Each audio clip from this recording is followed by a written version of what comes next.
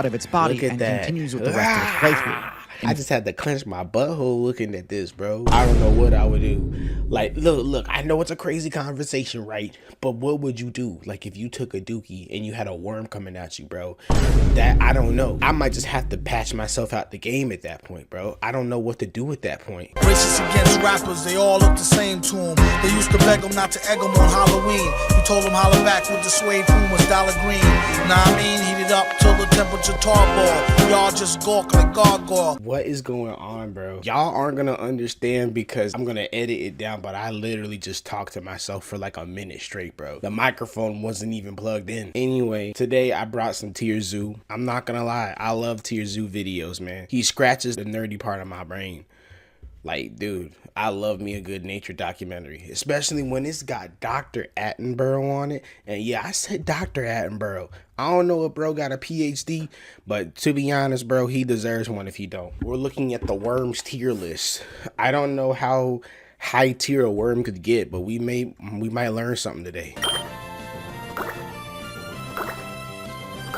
Oh, shit. I don't know why YouTube just exposed me like that. They know I don't got YouTube Premium. Chill. Kagiburo leech. Oh yeah, leeches are technically worms. Leech life. That's crazy, bro. I didn't know leeches will drink worms too. The humble worm may be one of the most overlooked characters in the entire game. Though they may seem powerless and pathetic, in reality the worm faction has access to some of the rarest, most extraordinary special abilities in the game. And boy, what the hell? What is that, a blood leech? Can be a nightmare to play against. But which worm builds are dominating the meta, and which are just bait? Find out in the worm tier list. Yeah, there are a lot of worms, aren't there? I ain't really think about that. Like a leech is classified as a worm. I know there's those worms that like hide at the bottom of the ocean bed with like big ass teeth. I forgot what they're called. But before we dive into the rankings, what even is a worm? Even though they're the most numerous creatures in the game, technically there's no such thing as a single all-encompassing worm faction. Do nematodes count as a worm? Worm builds are actually part of several different, distantly related factions. Oh, do parasites count as worms too? Yeah. Oh, nah, we might. Hold on, bro. They might kind of be stacked, bro. But there are many similarities they share. All worms have long, tube-shaped character models with minimal or non-existent appendages, enabling them to weave in and out of tight spaces easily. Simple as it may be, this has proven to be one of the most reliable body plans in the history of the game, as worms have been in the game since pretty much patch 1.0. How do you even, like, evolve to a body like that? As far as base stats go, worms are not particularly stacked. Now, credit where it's due, because of their excellent regenerative perks and uniquely advanced burrowing abilities, they do score pretty high in both vitality and stealth. And there are exceptions that score high in other stats. Yeah, that's the one I'm talking about. What is that? It's like a bobbit or something? Well, but in general, they have below average base stats in almost every skill. With simple brains, no weapons, no armor, and no legs, the average worm is pretty lacking in their intelligence, power, defense, and mobility stats. Do they even have eyes? The exceptions are where it gets interesting, though. So without further ado, let's dig into the tier list. Everything about Mint Mobile seems unreal, and now we're introducing 5G home internet for... Exceptions are where it gets interesting, though. So without further ado, let's dig into the tier list. Ice worm. First in F tier, the ice worm. This build takes the burrowing capabilities of the worm in an unconventional direction, and opts to dig through glaciers rather than solid earth. What? This is a pretty unique gimmick, Glacier worms? as it grants them completely uncontested access to glacial algae as a food source. Wow. But unfortunately, it seems like unlocking the ability to burrow through ice must have cost all their evolution points, because the ice worm has some pretty glaring flaws in its strategy. First, the ice worm's stealth stat is abysmal. Yeah, its jet-like appearance offers zero camouflage like against the icy white surroundings. Dude, imagine you go to drink some water and you see these mugs in your ice. I would hunt down the nigga who gave me that ice like like Liam Nelson, bro. Making them extremely easy for birds find you and I will kill you to spot from above and pick off. Jesus. A few extra points into snow camouflage would go a long way here. Yeah, they can't really, like, I mean, it don't even seem like it would even give you that much like meat, but I guess if you that hungry. And the second flaw, ice worms ironically have almost zero freezing resistance or heat resistance. What? They die immediately if temperatures drop below freezing. What? And melt if temperatures rise to even a few degrees above freezing. How does that Luckily, work? due to a quirk of the game's physics engine, the temperature of glacial ice is fairly stable at their exact Goldilocks zone. But what? as we've seen lately, relying on glaciers as a stable habitat is quite the gamble. It wouldn't take too much to make this build. I've never heard of some shit like this. You eat ice, yet you die in freezing temperatures? I've never heard of that. Completely broken, but for now, it's the lowest ranked worm on this list. Golly. The earthworm. Also in F tier, we have the earthworm. Yes, it's true, the archetypal worm everyone knows and loves is a low tier. Earthworms have terrible stats. It has no offensive moves, no armor, and isn't quick enough to rely on speed to escape attacks. What's worse, That's a big ass word. even the one special ability earthworms are believed to have is a bit overrated. Earthworms, like most worms, can regenerate from damage and potentially even survive grievous wounds, if they manage to get away. But that's a big if. Yeah. Most builds that spec into high passive health regen also tend to spec into the autonomy perk as well. This perk allows the user's appendages to break off if grabbed, allowing them to escape a grappling attack. But the worm This is a has no costly appendages to ability, break and one that off. I normally don't speak very highly of, but situationally it can be extremely clutch. Earthworms do not have this perk, and so when attacked, they often cannot do anything except tank the damage and try to burrow away. If that Yeah, them niggas is usually cooked. doesn't work, they're completely out of options. Leech? In D tier, we have the Leech. I thought the leech would be, well, nah, leeches are pretty, it's pretty easy to kill a leech, actually. As the literal namesake for the term used to describe deliberately being carried by the rest of your team, I actually think leeches are done a bit dirty.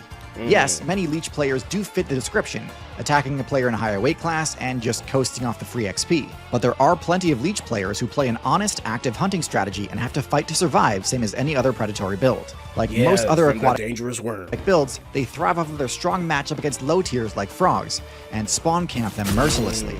Jesus. Leeches share the same garbage base stats as most other worms though, and with lackluster defenses and mobility, they still get one-shot by fish, birds, and snakes all the time. Frankly, the parasite strategy might actually be the less viable of the two, as leeches are not well protected at all when attached to a host, and can easily get picked off by perceptive players. Good lord. Okay. Yeah, this one's freaky as hell, bro. I told you, parasites counted as worms, bro. Fuck no. You know how many times I would be scrolling TikTok and I would see somebody dip a grasshopper in the water and then they just burst with worms? Oh my god, bro. C tier, we have the horsehair worm. This nematode takes the burrowing proficiency of the worm faction and uses it for an unorthodox purpose, burrowing into flesh. Horsehair worm players opt for the parasitoid game plan, infecting their hosts when they drink from contaminated water. It then uses its burrowing ability to pierce the digestive tract and hide out in the insect's circulatory system, leeching XP from it as it continues its playthrough relatively unimpeded. But once the worm reaches its max level, it activates its special ability, Mind Control, to change the insect's quest objective marker to the nearest body of water. Once the insect... I don't understand how they do any of this. Like, I barely understand how cordyceps works, but I just understand that it works. Player self-destructs, the worm burrows out of its body and continues with the rest of its playthrough. This strategy is incredibly effective and requires very little technical skill, as once you successfully... I just had to clench my butthole looking at this, bro. Like, oh my god, dude. Oh my god, bro. I don't know what I would do. Like, look, I know it's a crazy conversation, right? But what would you do? Like, if you took a dookie and you had a worm coming at you, bro? That, I don't know. I might just have to patch myself out the game at that point, bro. I don't know what to do at that point. Infect a host, you can farm XP entirely AFK. Mind Control is one of the most powerful abilities in the game, and it's shocking the devs gave it to a random worm build. You ever watch Monsters Inside Me, bro? Oh my god. Yo, I was like going to middle school, high school, paranoid of parasites, bro. That's why you'll never catch me. Even though I grew up in the country, you'll never catch me walking around barefoot. I will not be another victim. Still, as with any parasitoid playstyle, the main downside is that your survival is tied to that of your host. So if you pick a scrub, you might get one shot when they accidentally wander too close to a spider's den. And this isn't just a hypothetical. In fact, in some servers, The fish player base is literally reliant on janitoring the self-destructing players. Jesus. Still, at least by being an internal parasite, they don't run the risk of being picked off like the leech does. Yeah. Fireworm. In B tier, we have the Fireworm, a marine build with excellent defensive stats. It does look Fireworms like it's have on toxic fire. spines, which inflict serious damage on any player dumb enough to attack them. Golly. This Man fucked up that turtle. Look, the turtle tried to swat it away and have everything. toxic spines, which inflict serious damage on any player dumb enough to attack them. That nigga did the one chip challenge. This effect is powerful enough that even large tank builds cannot just eat the damage. Yo, that's not no evolutionary trait, bro. That nigga just did that out of spite, bro. There's no reason for him to do that. To attack them. This effect is powerful enough that even Boy, large fuck tank you. builds cannot just eat the damage. Yo, turtles really could get mad, huh? And will learn quickly not to mess with them. Boy. Unfortunately for Fireworm mains, because their spikes are small and fragile, they cannot pierce thick chitin or keratin armor. This means any player with a thick exoskeleton can completely negate the Fireworm's defense Jesus. and crush them like they would any other worm. Some fish mains have also spec'd into the beak attribute in order to be able to do the same thing. Triggerfish always like worry the fuck out of me. Parrotfish You know the Travis Scott fish? Yeah, hell nah. and pufferfish are a huge problem for builds that rely on defensive abilities, as their powerful beaks can crush armor and don't take damage from poison spikes. So, Fireworms are untouchable to a lot of players, but there's enough counterplay prevalent in the meta right now that I can't give them a high tier rank. Yeah, so they're untouchable by most players, but the players that can get them, they could. Giant tube. Also in B tier, Oh we yeah. have the Tube Worm. These Of freaky all the lazy AFK XP farming builds in the game, there isn't a single one that goes to as extreme of lengths to do so as the Tube Worm. I inspire to be a tube worm, bro. The Tube Worm has crazy high toxic damage resistance, not because it needs to tank venom damage, not because it preys upon builds that use poison for defense. No, the Tube Worm needs toxic damage resistance because its strategy is to set up shop next to deep sea hydrothermal vents and basically eat the sulfur jetting out from them. It absorbs hydrogen sulfide using its plume, and because of a special team-up ability they have with bacteria, they're actually able to use that as an XP source, meaning they That man is. Imagine just being able to just stretch your neck out and then you're eating. don't even need to really eat at all. They don't need to find food, they just constantly absorb the noxious sulfur spewing out of these vents. These niggas don't Because do the sulfide nothing. turns water around these vents toxic, the Tube Worm doesn't have to worry about attacks from predators. They do, however, have to worry about the vents shutting down. Hydrothermal vents do not last forever, and when they go dark, or erupt into lava flows, it's GG for entire colonies of Tube Worms. Sheesh. An incredibly effective XP farming technique, but like a lot of these types of strats, it works until it doesn't. Damn. Velvet worm. In A tier, we have the Velvet Worm. This build has That's a even worse worm? defensive stats than the other worms, as it doesn't have the same slime coating that the others do. However, it makes up for it by converting that slime ability into one of the most unique abilities in the game, a projectile attack. What? The Velvet Worm can fire a glue-like yo! slime from its papillae. Why you put me in front of the money shot, bro? A projectile That's messed up. attack. The Velvet Worm can fire a glue-like This look like it barely even qualifies as a worm, bro. This thing got legs and everything. abilities in the game, a projectile attack. The Velvet Worm can fire a glue-like slime from its papillae. This slime attack deals no damage. It's not toxic and doesn't hit with near enough force to be threatening on its own. However, the slime is sticky and hardens quickly, debuffing the target's speed stat and potentially even completely immobilizing it. I'm not gonna lie, gang. That thing is just nutting. That nigga's just splurging on people, bro. Yeah, I would not mess with this worm neither, bro. If I tried to eat you, you're gonna bust a nut. This slime is extremely strong once hardened, similar to spider silk in terms of what it's capable of immobilizing. Jesus. Even builds with vastly higher power stats are not safe from being essentially frozen by the Velvet Worm's attacks. Now, while this is no doubt a powerful ability, it has plenty of limitations. It is woefully inaccurate and will struggle to hit smaller or evasive targets consistently. It is also relatively short-ranged, only being able to hit targets a few body lengths away. And I'm assuming that if the attack comes from the side, you're cooked. And because it doesn't deal any direct damage, Even if the Velvet Worm manages to pin down a build like the Centipede or Scorpion, it'll still be taking on considerable counterattack risk when it tries to approach. Yeah, Bobbit Worm. And last in A tier, we have the Bobbit Worm. What would be an S tier then? I thought this would be S tier. This build is easily one of the most terrifying things, not just in the Worm faction, but in the entire game. Yeah. The Bobbit Worm is a mid-sized benthic worm build which can burrow up to 10 feet deep into the ocean floor. However, unlike most burrowing worm builds, the Bobbit Worm is not a scavenger. It's not burrowing to look for food scraps or to escape predators. No, that thing No, wants the Bobbit meat. Worm is an ambush build. It lies in wait, and as soon as another player wanders close enough to its burrow, it strikes, using what may genuinely be the most wicked pair of mandibles in the entire game. How the hell? Yo, I'm not gonna lie, bro. I don't even understand what Burrow, happened. it strikes, using what may genuinely be the most wicked pair of mandibles Oh in the my entire god, game. bro. These powerful jaws inflict devastating damage, while simultaneously hooking into their target so that it can be dragged down below the ocean floor, never to be seen again. Now, despite their ferocity, I don't want to overhype the Bobbit Worm. Yeah. Though they are menacing, skilled players can play around their threat range pretty easily. Yeah. Their low perception stats make them pretty inaccurate when lunging towards their targets. Wow. Their attacks are deceptively slow, and as long as you position yourself even slightly above the seabed, they should be reactable and easily dodged. They got bayoneted. Damn, son, I would be pissed too. Even slightly above Okay, yeah, I thought they attacked way faster than that. the seabed, they should be reactable and easily dodged. Yeah, I could have just... Skilled fish players have even been known to drive Bobbit Worm players out of their territory by teaming up and mobbing their burrows. This requires That's crazy, gang. I can't believe they got that information on you. a successful perception check with a pretty high DC, but if your party is competent enough, you really shouldn't have to worry about Bobbit Wow. Worms that much. So he can Despite get being bullied. easily the most terrifying build on this list, the Bobbit Worm's poor frame data and predictable game plan keeps it out of the higher tiers.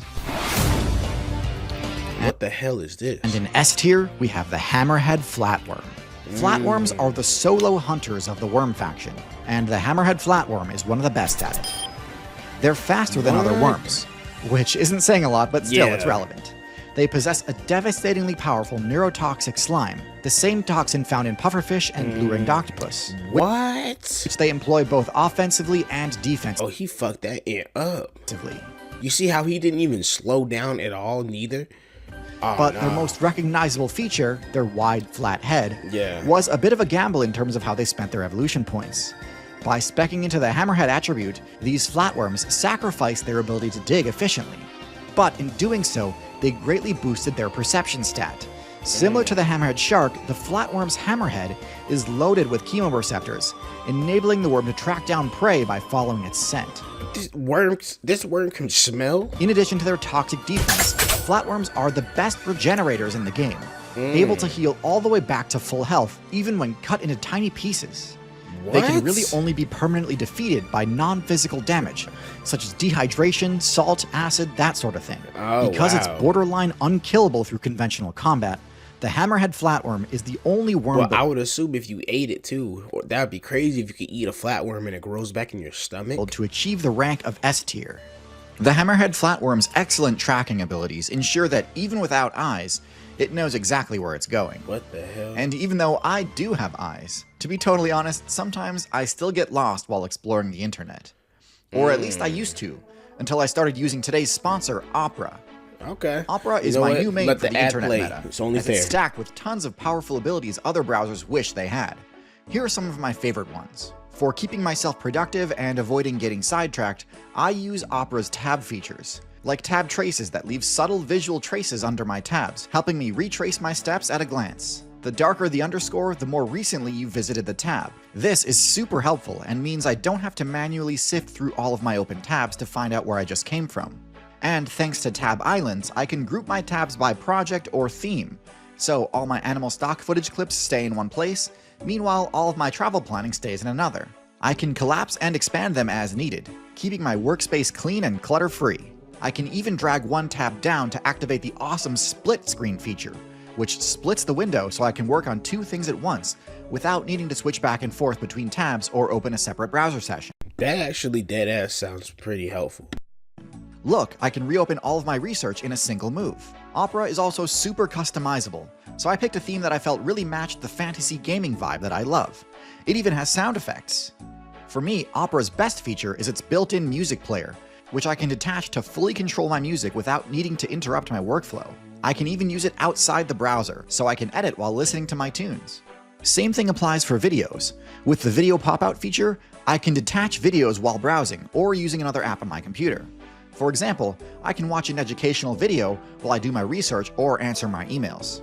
It's super practical for multitasking and productivity. Opera has been a game changer for me, and I know you'll love it too. Check the description below to download Opera for free today. Thank you so much for watching. Shout out to Tierzoo, man. Like I said, bro, it's only fair we watch the ad. Shout out to Tierzoo, bro. I wasn't expecting Worms to be that dope, to be honest. Still don't fuck with them, though. I'm cool off of Worms, bro.